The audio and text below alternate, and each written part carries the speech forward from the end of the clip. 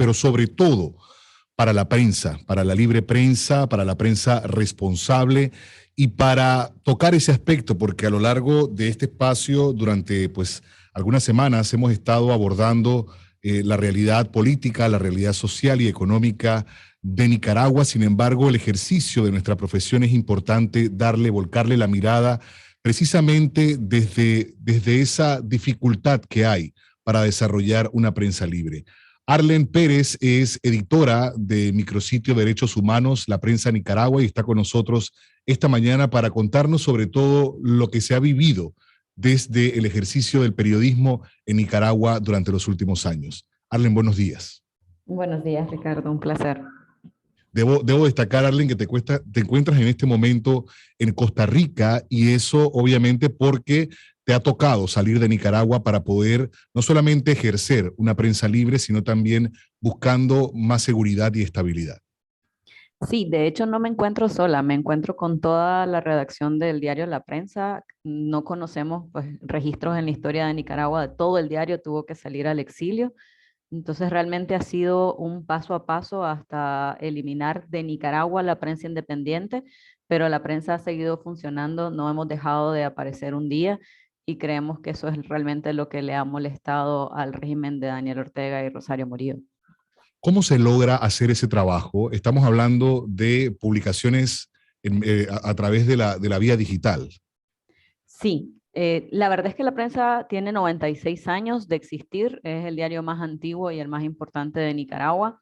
Ha cerrado en años anteriores por dictaduras como la de Somoza. En el caso de Daniel Ortega, él fue paso a paso quitando el periódico impreso. Lo primero que hizo fue poner trabas al papel, a la tinta, a lo que necesitábamos para imprimir el periódico.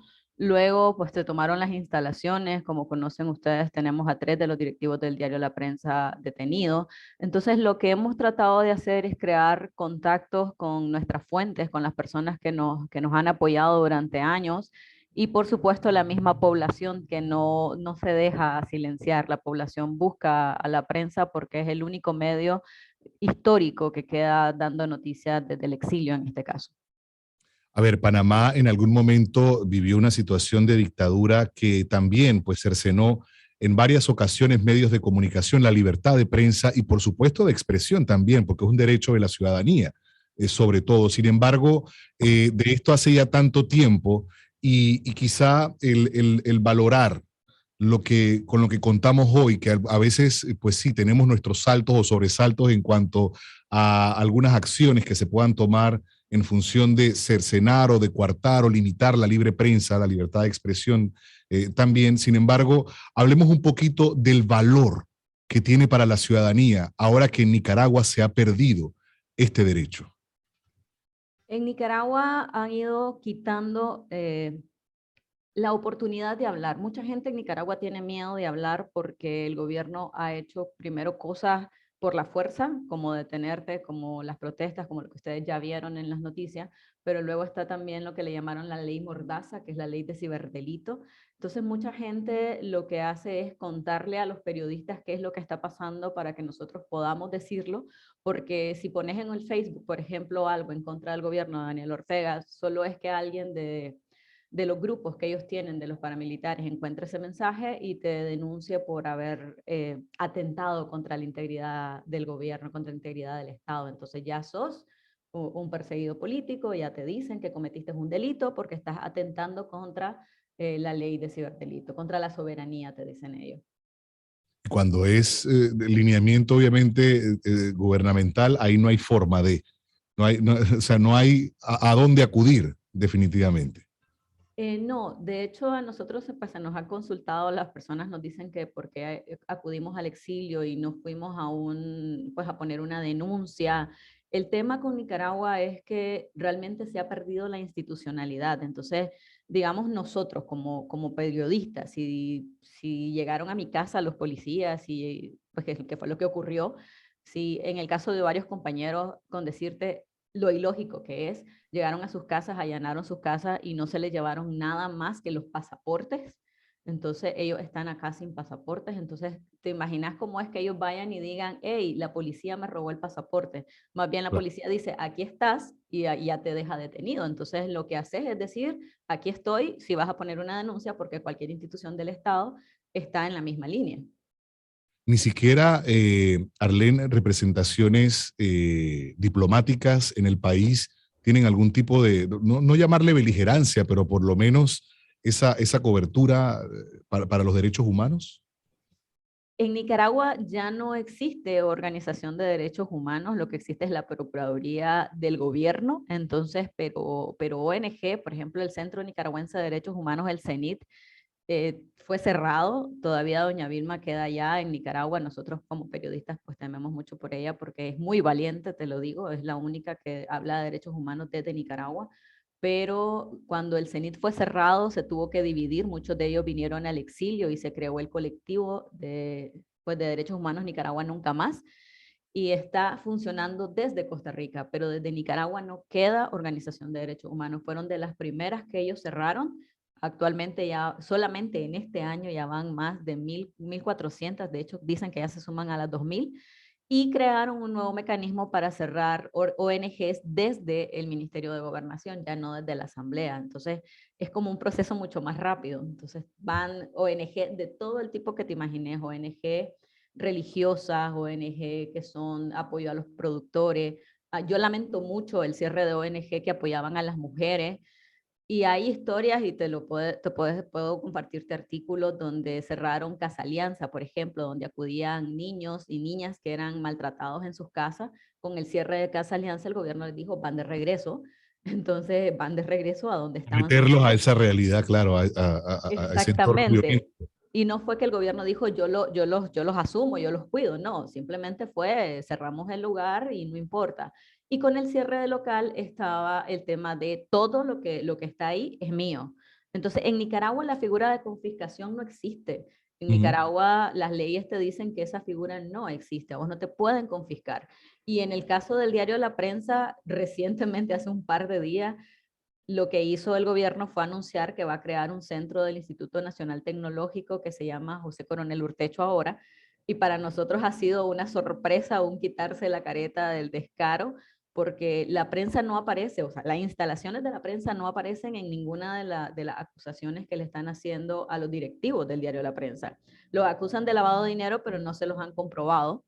Lo Ujú. acusan de crear organizaciones como la Fundación Violeta Barrios de Chamorro, que realmente, si te fijas, la fundación recibía fondos de USAID, recibía fondos de diferentes organismos para apoyar el periodismo independiente, Claro. pero en ningún momento dicen el diario La Prensa, las oficinas de la prensa, y al contrario, lo que dice la prensa es, se tomaron las instalaciones para investigar, se llevaron todos los papeles, y ahora lo que hacen es decir que le pertenece al gobierno. Es un edificio de más de 10 millones de dólares, todo lo que se robaron, porque realmente la palabra es robo. O sea, eso es robado, así como se han robado tantos edificios de ONG, que Ujú. realmente pues quedamos nosotros simplemente con lo que podemos hacer, que es trabajar en línea.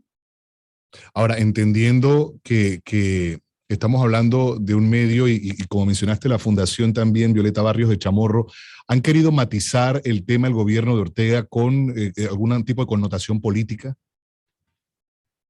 ¿A qué te referís con esto? Si de alguna manera ellos vinculan la actividad del medio, por ejemplo, con la familia Chamorro en Nicaragua, o no lo han hecho.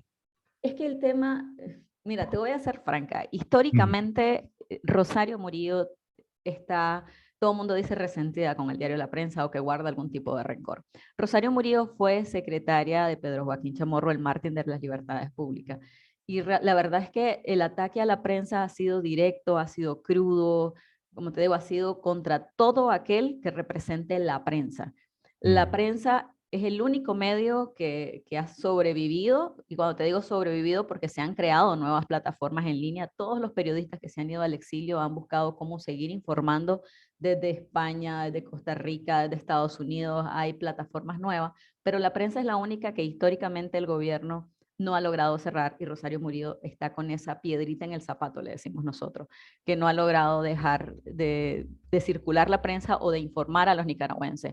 Los directivos de la prensa te dicen, nosotros somos la voz del pueblo y realmente somos la voz de un pueblo que no puede decir nada porque si decís algo, pues vas detenido por la ley de ciberdelitos, por ejemplo. Claro. Arlen, nos comentabas que en pleno el medio se ha tenido que exiliarse en Costa Rica. ¿Están buscando alternativa cada uno? O sea, ¿cuál es la situación, la condición, tomando en cuenta además que hay quienes no tienen ni siquiera una identificación porque les fueron robados sus pasaportes? Sí, debo pues agradecer muchísimo, te digo, nosotros somos como una familia, el diario La Prensa ¿Y cuántos estamos hablando, Arlen? Disculpa que interrumpa. estamos hablando más de 15 personas. Wow.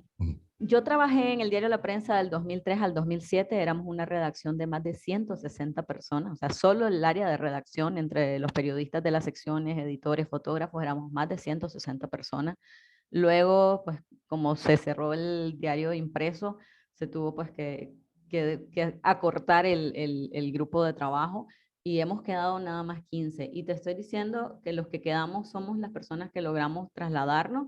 Hay otros que decidieron pues simplemente buscar una nueva opción, pero para serte franca, tengo amigos, por ejemplo, que trabajaron hace 10 años en la prensa y en migración los detienen por 3 horas y les preguntan, ¿y por qué trabajaste en la prensa?